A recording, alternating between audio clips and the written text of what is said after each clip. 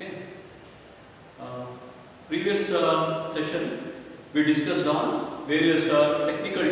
We discussed on parts of theory. Different parts of the transit theory we have discussed in our previous session, right?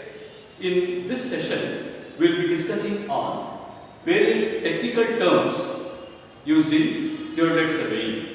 Which are the various technical terms used in theodolite surveying that we will be discussing in today's class. The first is the centering. What is meant by the centering? Setting the theodolite using the plumb bob or optical plummet over the given station. You will be given, the station will be given to you, station point will be given to you, or already established station point, you have to set the instrument over it. Right? The theodolite has to be set over the given station point. So the method of placing the theodolite or setting the theodolite over the given station using the plumb bob. The plumb bob can be used or optical plummet. You will be having a plummet in the instrument. Using this optical plummet, in this optical plummet, you will be having a provision of focusing the station. When you see through this optical plummet, the station point will be visible and crosses also will be there. So the crosses in the optical plummet and the station point has to be coincide. We have to make it to get coincide. And we are going to do the centering by moving the tripod legs. By adjusting the tripod legs, the centering can be done. Right? Next, leveling. So what is meant by leveling? Making the vertical axis of the instrument truly vertical. The vertical axis of the instrument, you have to make it truly vertical. Right? This method we call it as, this process we call it as leveling. And the horizontal axis truly horizontal and vertical axis truly vertical. The process of doing this we call it as leveling. How leveling is done? Using your foot screws. These are the foot screws. 3 foot screws will be having. This is the leveling bubble. Okay, this is the bubble where the leveling has to be practiced. Here the 2 foot screws and this bubble, you have to make it parallel to each other. Okay, this is the plate bubble. These are the 2 foot screws. So first make this plate bubble and foot screws parallel to each other and rotate the foot screws. Rotate the foot screws either inwards or outwards simultaneously. Both foot screws has to be rotated simultaneously. Okay, by rotating the foot screws simultaneously, the bubble in the plate, you have to make it to the center. After doing this, make this bubble perpendicular to the 2 foot screws already you have used. Already you have leveled now. So already you have operated these 2 foot screws. So this plate bubble should be perpendicular to these 2 foot screws and operate the 3rd foot screw and make this, rotate the 3rd foot screw once again and make the bubble to, bring the bubble to center. This process we call it as leveling. Understood? Now this is the vertical axis. This is the vertical axis of the instrument. This is the horizontal axis of the instrument. The vertical axis should be truly vertical because if you want to measure any angle, it should be truly vertical. And if you want to measure any horizontal readings, it should be truly horizontal. Making this, we call it as leveling. Leveling is done by these operations. Next, horizontal axis. It is the axis about which the instrument can be rotated, okay, in a horizontal plane. So this is the horizontal plane. This is the horizontal plane. Okay. So this is the vertical axis. This is a vertical axis. This is vertical axis. Okay. Along this is vertical axis. This is horizontal axis. Understood? This is horizontal plane. Horizontal plane. This is vertical plane. This is vertical plane. This is horizontal plane. This is vertical axis. This is horizontal axis. What is this vertical axis? This is the axis about which instrument is rotated about the horizontal plane. Horizontal plane allo rotate ಮಾಡ್ತೀವಿ ನೋಡಿ instrument na. This is the axis. This axis is called as the vertical axis. Vertical axis is the axis about which the instrument is rotated in horizontal plane. This vertical axis is also called as azimuth axis. Azimuth axis. Next is horizontal axis. What is this horizontal axis? It is the axis about which the telescope can be rotated. See, this is the telescope. This is the axis. ನೋಡಪ್ಪ ಇಲ್ಲಿ ಇದೊಂದು Axis ಇದೆಯಲ್ಲ ಇಲ್ಲಿ ಈ Axis ಮೇಲೆ ತಾನೇ ನಾನು telescope ನ ರೊಟೇಟ್ ಮಾಡ್ತಾ ಇರೋದು ನೋಡಿ ಹೀಗೆ ಇದು ಟೆಲಿಸ್ಕೋಪ್ ಅಂದ್ರೆ ಯಾವ ಆಕ್ಸಿಸ್ ಮೇಲೆ ರೊಟೇಟ್ ಮಾಡ್ತೀನಿ ಹೀಗೆ ರೊಟೇಟ್ ಮಾಡ್ತೀನಿ ಅಲ್ವಾ ಟೆಲಿಸ್ಕೋಪ್ ನ ನೋಡಿ ಹೀಗೆ ರೊಟೇಟ್ ಮಾಡ್ತೀನಲ್ಲ ಯಾವ ಆಕ್ಸಿಸ್ ಮೇಲೆ ರೊಟೇಟ್ ಮಾಡಕ್ಕೆ ಸಾಧ್ಯ ಆಯ್ತು ನನಗೆ ಹಾರಿಜಾಂಟಲ್ ಆಕ್ಸಿಸ್ ಇದೊಂದು ಹಾರಿಜಾಂಟಲ್ ಆಕ್ಸಿಸ್ ಇದೆ ನೋಡಿ ಈಗ ಹಾರಿಜಾಂಟಲ್ ಆಕ್ಸಿಸ್ ಇದೆ ಈ ಹಾರಿಜಾಂಟಲ್ ಆಕ್ಸಿಸ್ ಮೇಲೆ ನಾನು ಟೆಲಿಸ್ಕೋಪ್ ನ ರೊಟೇಟ್ ಮಾಡ್ತೀನಿ ವರ್ಟಿಕಲ್ ಪ್ಲೇನ್ ಅಲ್ಲಿ ರೊಟೇಟ್ ಮಾಡ್ತಾ ಇದ್ದೀನಿ ಈಗ ಟೆಲಿಸ್ಕೋಪ್ ಯಾವ ಪ್ಲೇನ್ ಅಲ್ಲಿ ರೊಟೇಟ್ ಆಗ್ತಾ ಇದೆ ವರ್ಟಿಕಲ್ ಪ್ಲೇನ್ ಅಲ್ಲಿ ರೊಟೇಟ್ ಆಗ್ತಾ ಇದೆ ಅಲ್ವಾ ಇದು ವರ್ಟಿಕಲ್ ಪ್ಲೇನ್ ಅಲ್ಲಿ ರೊಟೇಟ್ ಆಗ್ತಾ ಇದೆ ವರ್ಟಿಕಲ್ ಪ್ಲೇನ್ ಅಲ್ಲಿ ರೊಟೇಟ್ ಆಗ್ತಾ ಇರುವಾಗ ಯಾವ ಆಕ್ಸಿಸ್ ನ ರೊಟೇಟ್ ಮಾಡಿದಾಗ ವರ್ಟಿಕಲ್ ಪ್ಲೇನ್ ಅಲ್ಲಿ ರೊಟೇಟ್ ಆಗುತ್ತೆ horizontal Axis is also known as Brownian axis. What is azimuth axis? Vertical axis. Vertical axis is called azimuth axis. Horizontal axis is called Brownian axis. Have you understood about these two axes? Very important. One is horizontal axis, other one is vertical axis. Okay, so the vertical axis is the axis about which instrument can be rotated in horizontal plane. Horizontal plane ಮೇಲೆ rotate ಮಾಡಬಹುದು ಇದನ್ನಲ್ವಾ?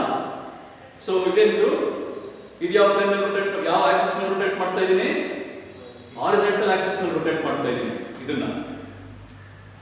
ಇದು ಯಾವ axis ಮೇಲೆ rotate ಆಗ್ತಾ ಇದೆ? Horizontal axis ಮೇಲೆ telescope ನ rotate ಮಾಡ್ತಾ ಇದ್ದೀನಿ. ಇನ್ಸ್ಟ್ರೂಮೆಂಟ್ ನ rotate ಮಾಡೋದು ಯಾವ axis ಮೇಲೆ? Vertical axis ಮೇಲೆ. ಅರ್ಥ ಮಾಡ್ಕೊಳ್ಳಿ ಇನ್ಸ್ಟ್ರೂಮೆಂಟ್ ನ rotate ಮಾಡ್ತೀನಲ್ಲ ಆಂಗಲ್ ಮೆಜರ್ ಮಾಡೋದಕ್ಕೆ ಯಾವ axis ಮೇಲೆ rotate ಮಾಡ್ತಾ ಇದ್ದೀನಿ? Vertical axis ಮೇಲೆ rotate ಮಾಡ್ತೀನಿ. ಟೆಲಿಸ್ಕೋಪ್ ನ rotate ಮಾಡೋದು ಯಾವ axis ಮೇಲೆ? Horizontal axis ಮೇಲೆ. ಗೊತ್ತಾಯ್ತಾ?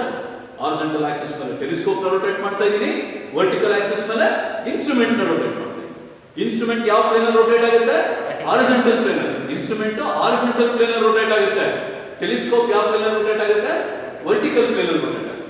ಪ್ಲೇನ್ vertical plane ಅಲ್ಲಿ rotate ಆಗೋದು ಓಕೆ ಟೆಲಿಸ್ಕೋಪ್. Horizontal plane ಅಲ್ಲಿ rotate ಆಗೋದು ಇನ್ಸ್ಟ್ರೂಮೆಂಟ್. ಇದು ಗೊತ್ತಾಯ್ತಾ? So next, axis of telescope. What is meant by axis of telescope? See, whenever you sight any object, right, there is an axis. It is an imaginary axis. It's an imaginary axis passing through the crosshairs, objective, center of the objective and eyepiece. ಆ ಮೂರು centre ಅಲ್ಲಿ ಒಂದು imaginary line pass ಆಗ್ತಾ ಇರುತ್ತೆ. That line which is passing, right, is called as axis of telescope. Next, line of sight or line of collimation. It is an imaginary line joining the intersection of crosshairs and the diaphragm of the optical center. We will be having an optical center and the object glass. This we call it as line of collimation. ನೀವು ನೋಡ್ತಿರಲ್ಲ ಒಂದು object ನ ನೋಡಿ ನೀವು site ಮಾಡ್ತಿರೋ object ನ ಒಂದು imaginary line which will be passing through the center of the crosshairs. ನೋಡಿ ಈ ತರ crosshairs ಇರುತ್ತಲ್ಲ crosshairs ಸೆಂಟರ್ ಇಲ್ಲ ಮತ್ತೆ ಲೆನ್ಸ್ ಸೆಂಟರ್ ಪಾಸ್ ಆಗುತ್ತಲ್ಲ that line is called as line of sight or line of collimation. Levelling ಅಲ್ಲೂ ಇದನ್ನ ಓದಿದ್ದೀವಿ. Next ಟ್ರಾನ್ಸಿಟಿಂಗ್. ಏನಿದು ಟ್ರಾನ್ಸಿಟಿಂಗ್ ಅಂದ್ರೆ rotating the telescope. See the process of rotating the telescope about the which plane? Vertical plane. Okay, about the horizontal axis in vertical plane. Rotating the telescope along the horizontal axis in vertical plane. This we call it as transiting. Since the telescope can be transited, we call this as transit theodolite. Next, swinging the telescope. What is meant by swinging the telescope? See here, I am making the telescope to the left and to the right. I am rotating the instrument. About which axis above I am rotating the instrument? Vertical axis. This is the vertical axis about which the instrument is rotated. Understood? This we call it as swinging the telescope. to move to the left and right. Next is face left and face right observation. You can see the vertical circle here. This is the vertical circle, right? Vertical plate or vertical circle. When I focus the object in this direction, the vertical plate is to my right side. It is to the right side. To my right side it is. ನಮ್ಮ ಬಲಗಡೆ ಇದೆ ಈ plate ಇದೆ, vertical plate ಯಾವ direction ಯಾವ ತರ ಇದೆ, ಬಲಗಡೆ ಇದೆ. ಇದು ಬಲಗಡೆ ಇರೋದ್ರಿಂದ ನಾನು ಏನೇ ಅಬ್ಸರ್ವೇಷನ್ಸ್ ಮಾಡ್ತೀನಿ, ಏನೇ ರೀಡಿಂಗ್ಸ್ ತಗೋತೀನಲ್ಲ ಈ ತರ, ಈ ರೀಡಿಂಗ್ಸ್ ನ ಅಥವಾ ಈ ಅಬ್ಸರ್ವೇಷನ್ಸ್ ನ ನಾನು ಹೇಳ್ತೀನಿ ಫೇಸ್ ರೈಟ್ ಅಬ್ಸರ್ವೇಷನ್ಸ್ ಅಂತ ಹೇಳ್ತೀನಿ. ಇದನ್ನ ಫೇಸ್ ರೈಟ್ ಅಬ್ಸರ್ವೇಷನ್. ಏನ್ ಫೇಸ್ ರೈಟ್ ಅಬ್ಸರ್ವೇಷನ್ ಅಂದ್ರೆ ಈ ವರ್ಟಿಕಲ್ ಪ್ಲೇಟ್ ನನ್ನ ಬಲಗಡೆ ಇದೆ. ಈ ವರ್ಟಿಕಲ್ ಪ್ಲೇಟ್ ಬಲಗಡೆ ಇದ್ದು ಓಕೆ, ನಾನು ಏನೇ ರೀಡಿಂಗ್ಸ್ ಮೆಷರ್ ಮಾಡ್ತೀನಲ್ಲ ಇಲ್ಲಿ, ಇದನ್ನೆಲ್ಲ ನಾನು ಫೇಸ್ ರೈಟ್ ಅಬ್ಸರ್ವೇಷನ್ಸ್ ಅಂತ ಹೇಳ್ತೀನಿ. ಈಗ ಫೇಸ್ ಲೆಫ್ಟ್ ಅಬ್ಸರ್ವೇಷನ್ಸ್ ಅಂದ್ರೇನು? ಈಗ ಫೇಸ್ ರೈಟ್ ಅಬ್ಸರ್ವೇಷನ್ ಇಂದ ಫೇಸ್ ಲೆಫ್ಟ್ ಅಬ್ಸರ್ವೇಷನ್ಸ್ ತಗೋಬೇಕಾಗುತ್ತೆ. ನಾನು ಎರಡು ಅಬ್ಸರ್ವೇಷನ್ಸ್ ತಗೋಬೇಕಾಗುತ್ತೆ ಅಕ್ಯುರೇಟ್ ರೀಡಿಂಗ್ ಬರಬೇಕು ಅಂದ್ರೆ. ಈಗ ರೈಟ್ ಸೈಡ್ ಇದೆ, ಇದನ್ನ ಲೆಫ್ಟ್ ಸೈಡ್ ಹೇಗೆ ಮಾಡ್ಕೊಳ್ಳೋದು? ಟೆಲಿಸ್ಕೋಪ್ ನ ಉಲ್ಟಾ ಮಾಡಿ ರಿವರ್ಸ್. ಈಗ ಏನಾಯ್ತು? ಈಗ ರೈಟ್ ಸೈಡ್ ಇದ್ದಿದ್ದೇನಾಯ್ತು ಲೆಫ್ಟ್ ಸೈಡ್. ಗೊತ್ತಾಯ್ತಾ ಹೇಗೆ ಮಾಡಿದೆ ಅಂತ? ಈಗ ವರ್ಟಿಕಲ್ ಪ್ಲೇಟ್ ಯಾವ ಕಡೆ ಇದೆ? ಲೆಫ್ಟ್ ಸೈಡ್ ಅಲ್ವಾ? ವರ್ಟಿಕಲ್ ಪ್ಲೇಟ್ ಈಗ ಲೆಫ್ಟ್ ಸೈಡ್. ಈಗ ನಾನೇನೇ ರೀಡಿಂಗ್ಸ್ ತಗೊಂತೀನಲ್ಲ, ಈಗ ವರ್ಟಿಕಲ್ ಸರ್ಕಲ್ ಲೆಫ್ಟ್ ಸೈಡ್ ಇರೋದ್ರಿಂದ ನಾನು ಏನೇ ರೀಡಿಂಗ್ಸ್ ತಗೊಂತೀನಲ್ಲ ವರ್ಟಿಕಲ್ ಸರ್ಕಲ್ ಲೆಫ್ಟ್ ಸೈಡ್ ಅದೇ, ಈ ರೀಡಿಂಗ್ಸ್ ನೆಲ್ಲ ನಾನು ಅಂತ ಹೇಳ್ತೀನಿ ಫೇಸ್ ಲೆಫ್ಟ್ ಅಬ್ಸರ್ವೇಷನ್ಸ್. ಒಂದು ಫೇಸ್ ರೈಟ್ ಅಬ್ಸರ್ವೇಷನ್, ಇನ್ನೊಂದು ಫೇಸ್ ಲೆಫ್ಟ್ ಅಬ್ಸರ್ವೇಷನ್. ಹೇಗೆ ಇದನ್ನ ಫೇಸ್ ರೈಟ್ ಅಬ್ಸರ್ವೇಷನ್ಸ್ ನ ಫೇಸ್ ಲೆಫ್ಟ್ ಅಬ್ಸರ್ವೇಷನ್ಸ್ ಗೆ ನಾವು ಕನ್ವರ್ಟ್ ಮಾಡೋದು? ಯಾವ ತರ ಕನ್ವರ್ಟ್ ಮಾಡ್ತೀವಿ? ಫೇಸ್ ರೈಟ್ ನ ಫೇಸ್ ಲೆಫ್ಟ್ ಗೆ ಇನ್ಸ್ಟ್ರೂಮೆಂಟ್ ನೋಡಿ. ಸಪೋಸ್ ಫೇಸ್ ರೈಟ್ ಅಲ್ಲಿ ಇದೆ ಇದು, ಈಗ ಇದನ್ನ ಫೇಸ್ ಲೆಫ್ಟ್ ಕನ್ವರ್ಟ್ ಮಾಡಬೇಕು. ಏನ್ ಮಾಡಬೇಕು? ರೊಟೇಟ್. ಇದನ್ನ ಏನಂತೀವಿ? ಟ್ರಾನ್ಸಿಟಿಂಗ್ ಅಂತೀವಿ. ರೊಟೇಷನ್ ಟ್ರಾನ್ಸಿಟಿಂಗ್ ಅಂತೀವಿ. ಟ್ರಾನ್ಸಿಟ್ ಮಾಡಿ ಓಕೆ, ರೊಟೇಟ್ ಮಾಡಿ ಆ ಲೈನ್ ಆಫ್ ಸೈಟ್ ನ ರಿವರ್ಸ್ ಮಾಡ್ತೀನಿ ಡೈರೆಕ್ಷನ್ ನೋಡಿ. ಈ ತರ ಇದೆ ಲೈನ್ ಆಫ್ ಸೈಟ್, ಈ ಡೈರೆಕ್ಷನ್ ಇದೆ. ಇದನ್ನ ನಾನು ರಿವರ್ಸ್ ಮಾಡ್ತೀನಿ. ರಿವರ್ಸ್ ಮಾಡಿ ಲೈನ್ ಆಫ್ ಸೈಟ್ ನ 180 ಡಿಗ್ರಿ ರೊಟೇಟ್ ಮಾಡಿ ರಿವರ್ಸ್ ಮಾಡಿ ಮತ್ತೆ ನಾನು ಮೂವ್ ಮಾಡ್ತೀನಿ. ಅವಾಗ ವರ್ಟಿಕಲ್ ಪ್ಲೇಟ್ ಯಾವ ಡೈರೆಕ್ಷನ್ ಬಂತಪ್ಪ? Left side. ಇವಾಗ ತಗೊಳ್ಳೋ ಅಬ್ಸರ್ವೇಷನ್ಸ್ ನ ಫೇಸ್ ಲೆಫ್ಟ್ ಅಬ್ಸರ್ವೇಷನ್ಸ್ ಅಂತ ಹೇಳ್ತೀವಿ. ಇದೆಲ್ಲ ತುಂಬಾ ಇಂಪಾರ್ಟೆಂಟ್ ನಿಮ್ಗೆ ಸರ್ವೇಯಿಂಗ್ ಮಾಡೋಕ್ಕಿಂತ ಮುಂಚೆ, ಗೊತ್ತಾಯ್ತಾ? ಇದು ಪ್ರಾಕ್ಟಿಕಲ್ ಸೆಷನ್ಸ್, ಥಿಯರಿ ಸೆಷನ್ಸ್ ಎರಡು ಸೈಮಲ್ಟೇನಿಯಸ್ ಆಗುತ್ತೆ. ಪ್ರಾಕ್ಟಿಕಲ್ಸ್ ಅಲ್ಲೂ ಫಸ್ಟ್ ಯೂನಿಟ್ ಇದೆ. ಫಸ್ಟ್ ಎಕ್ಸ್ಪೆರಿಮೆಂಟ್ ನಂಬರ್ 1 ಇದೆಯಲ್ಲ, ಇವತ್ತು ನೀವು ಎಕ್ಸ್ಪೆರಿಮೆಂಟ್ ನಂಬರ್ 1 ಕಲಿತಾ ಇದ್ದೀರಾ ಜೊತೆನಲ್ಲಿ. ಪ್ರಾಕ್ಟಿಕಲ್ ಫಸ್ಟ್ ಎಕ್ಸ್ಪೆರಿಮೆಂಟ್ ಇದೇನೆ ಬಂದಿದೆ. Next telescope normal. Telescope normal ಅಂದ್ರೇನು? ಈ ಲೆಫ್ಟ್ ಅಲ್ಲಿ ಇರುತ್ತೆ ನೋಡಿ, ಇದು ಯಾವುದೋ ವರ್ಟಿಕಲ್ ಸರ್ಕಲ್ ಲೆಫ್ಟ್ ಅಲ್ಲಿ ಇರುತ್ತಲ್ಲ, ವರ್ಟಿಕಲ್ ಸರ್ಕಲ್ ಲೆಫ್ಟ್ ಅಲ್ಲಿ ಇದ್ದು ನೀವು ಏನೇ ರೀಡಿಂಗ್ಸ್ ತಗೊಂತೀರಾ ಇದನ್ನ ನಾರ್ಮಲ್ ಅಂತ ಹೇಳ್ತೀವಿ. Telescope is in normal condition. Telescope inverted ನೋಡಿ. ಈಗ ಏನಾಯ್ತು? ಟೆಲಿಸ್ಕೋಪ್ ಇದೇ ಬಂತು, ಯಾವ ಕಡೆ ಡೈರೆಕ್ಷನ್ ಬಂತಿದ್ದು? Right side. ಈಗ ಇದನ್ನ ನಾವೇನಂತ ಹೇಳ್ತೀವಿ? Telescope inverted. Changing the face. ನಾನು ಹೇಳಿದ್ನಲ್ಲ, ಚೇಂಜಿಂಗ್ ದ ಫೇಸ್ ಅಂದ್ರೇನು? ಫೇಸ್ ಲೆಫ್ಟ್ ಇಂದ ಫೇಸ್ ರೈಟ್ ಗೆ, ಫೇಸ್ ರೈಟ್ ಇಂದ ಫೇಸ್ ಲೆಫ್ಟ್ ಗೆ. ಇದನ್ನ ನಾವು ಚೇಂಜ್ ಮಾಡ್ತೀವಲ್ಲ ಫೇಸ್ ಲೆಫ್ಟ್ ಅಬ್ಸರ್ವೇಷನ್ಸ್ ಇಂದ. ಓಕೆ, ಈಗ ತಗೊಂತಾ ಇರೋದು ಫೇಸ್ ಲೆಫ್ಟ್ ಅಬ್ಸರ್ವೇಷನ್ಸ್ ಅಲ್ವಾ? ಈ ಫೇಸ್ ಲೆಫ್ಟ್ ಅಬ್ಸರ್ವೇಷನ್ಸ್ ನ ಫೇಸ್ ರೈಟ್ ಅಬ್ಸರ್ವೇಷನ್ಸ್ ಗೆ ಮಾಡಬೇಕು. ಏನ್ ಮಾಡ್ತೀನಿ ಅವಾಗ? ಟ್ರಾನ್ಸಿಟ್ ಮಾಡ್ತೀನಿ. ಟೆಲಿಸ್ಕೋಪ್ ನ ರೊಟೇಟ್ ಮಾಡ್ತೀನಿ. ಟೆಲಿಸ್ಕೋಪ್ ನ ರೊಟೇಟ್ ಮಾಡಿ ಈ ತರ ರೈಟ್ ಸೈಡ್ ಗೆ ಇದೇನಾಗುತ್ತೆ? ಫೇಸ್ ರೈಟ್ ಅಬ್ಸರ್ವೇಷನ್ಸ್ ಆಯ್ತು. ಇದು face left observations. Okay, face right observation. ಇದನ್ನ changing the face. Temporary adjustments. Next temporary adjustments ಅಂದ್ರೇನು?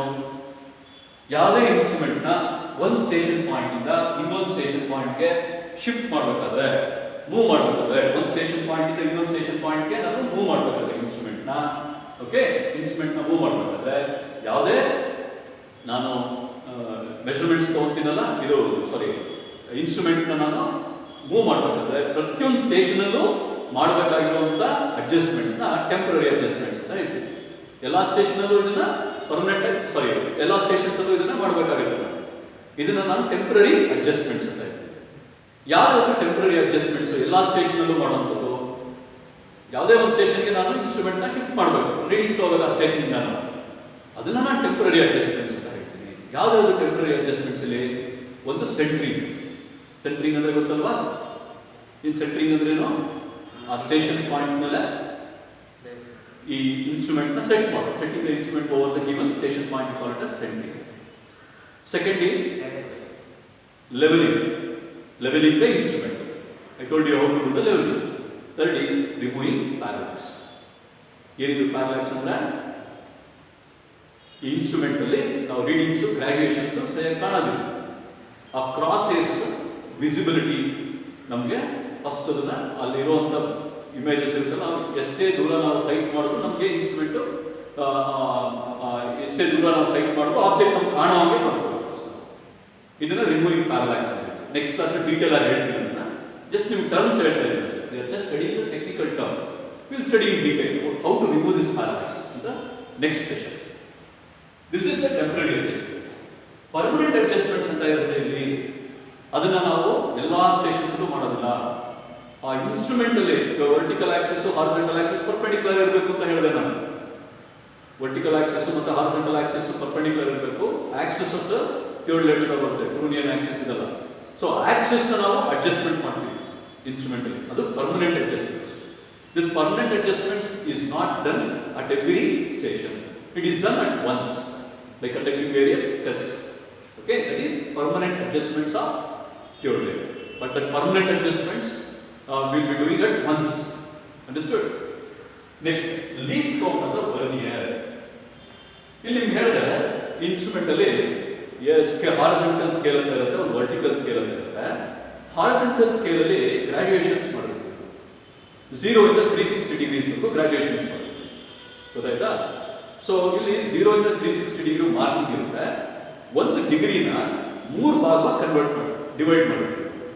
We are dividing 1 degree into 3 parts of 20 minutes, 40 minutes, 60 minutes. ಅಲ್ಲಿ readings ಇರುತ್ತೆ graduations 20 minutes, 40 minutes, 60 minutes. ಆ ಥರ main scale ಇರುತ್ತೆ. Main scale ಅಂತ ಹೇಳ್ತೀವಿ. Main scale ಒಂದು ರೀಡಿಂಗ್ ಇರುತ್ತೆ. ಇನ್ನೊಂದು ವರ್ನಿಯರ್ ಸ್ಕೇಲ್ ಅಂತ ಇನ್ನೊಂದು ಇರುತ್ತೆ. ಆ ವರ್ನಿಯರ್ ಸ್ಕೇಲಲ್ಲಿ 0 to 20 ಮಿನಿಟ್ಸ್ ಇರುತ್ತೆ. ವರ್ನಿಯರ್ ಸ್ಕೇಲಲ್ಲಿ ಎಷ್ಟಿರುತ್ತೆ? 0 ಇಂದ 20 ಮಿನಿಟ್ಸ್ ಇರುತ್ತೆ. ಒಂದೊಂದು ಮಿನಿಟ್ನ ಮತ್ತೆ 3 ಭಾಗ ಮಾಡಿರ್ತೀವಿ. 20 seconds, 1 minute is to how many seconds? 60 seconds. ಆ 60 ಸೆಕೆಂಡ್ಸ್ನ ಮತ್ತೆ ಏನು ಮಾಡ್ತೀವಿ? 3 ಭಾಗ ಡಿವೈಡ್ ಮಾಡಿ 20 ಸೆಕೆಂಡ್ಸ್, 40 ಸೆಕೆಂಡ್ಸ್, 60 ಸೆಕೆಂಡ್ಸ್. ಗೊತ್ತಾಯ್ತಾ? ವರ್ನಿಯರ್. ಅವಾಗ ಇನ್ಸ್ಟ್ರೂಮೆಂಟ್ ಅಲ್ಲಿ least possible measurement which can be done in the instrument. ಆ ಇನ್ಸ್ಟ್ರೂಮೆಂಟ್ ಅಲ್ಲಿ ಲೀಸ್ಟ್ ಪಾಸಿಬಲ್ ಮೆಷರ್ಮೆಂಟ್ಸ್ ಎಷ್ಟು ಮಾಡ್ಬೋದು ನಾವು? 20 ಸೆಕೆಂಡ್ಸ್ ಮಾತ್ರ ಮಾಡ್ಬೋದು. ಆ ವರ್ನಿಯರಲ್ಲಿ ಮಿನಿಮಮ್ 20 ಸೆಕೆಂಡ್ಸ್ ಮಾತ್ರ ಮಾಡ್ಬೋದು. ಅದು that is the least count of the vernier. So ಈ ಇನ್ಸ್ಟ್ರೂಮೆಂಟ್ ಅಲ್ಲಿ ನಾವು ಲೀಸ್ಟ್ ಮೆಷರ್ ಮಾಡುವಂಥದ್ದು ರೀಡಿಂಗ್ 20 ಸೆಕೆಂಡ್ಸ್ ಅಷ್ಟೇ. ಅರ್ಥ ಆಯ್ತಪ್ಪ? So these are the technical terms used in theoretic surveying. In next class, we will be studying how to do the angular measurements using this tutorial. Angular measurements ಹೇಗೆ ಮಾಡೋದು, horizontal angle ನ ಹೇಗೆ measure ಮಾಡೋದು, vertical angle ನ ಹೇಗೆ measure ಮಾಡೋದು ಅನ್ನೋದನ್ನ next class ಅಲ್ಲಿ ತಿಳ್ಕೊಳ್ಳೋಣ. ಆಮೇಲೆ ಆಪರೇಷನ್ಸ್, ಈ ಲೆವೆಲಿಂಗ್ ಸ್ಕ್ರೂಸ್ ನ ಹೇಗೆ ಆಪರೇಟ್ ಮಾಡೋದು, ಆಮೇಲೆ ಈ ಸೆಂಟ್ರಿಂಗ್ ಹೇಗೆ ಮಾಡೋದು, ಟೆಂಪರರಿ ಅಡ್ಜಸ್ಟ್ಮೆಂಟ್ಸ್ ಹೇಗೆ ಮಾಡೋದು, ಇದನ್ನೆಲ್ಲ ನಾವು ನೆಕ್ಸ್ಟ್ ಕ್ಲಾಸಲ್ಲಿ ತಿಳ್ಕೊಳ್ಳೋಣ. Okay, thank you.